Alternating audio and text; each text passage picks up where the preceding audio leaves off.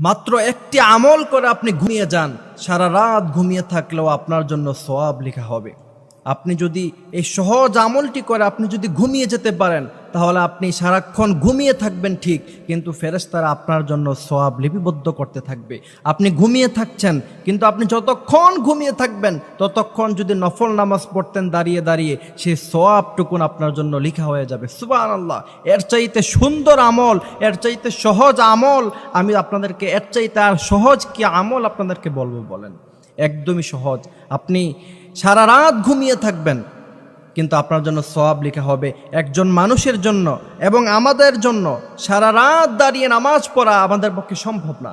সারা রাত আমরা দাঁড়িয়ে নামাজ পড়তে পারবো না, কারণ আমাদের ঈমান এত বেশি সবল না যে আমরা সারা রাত দাঁড়িয়ে নফল নামাজ পড়ব। কিন্তু আপনি যদি এই আমলটি করে ঘুমিয়ে যেতে পারেন, সারা রাত নফল নামাজ পড়লে যে সওয়াব আপনার জন্য লেখা হতো, আপনি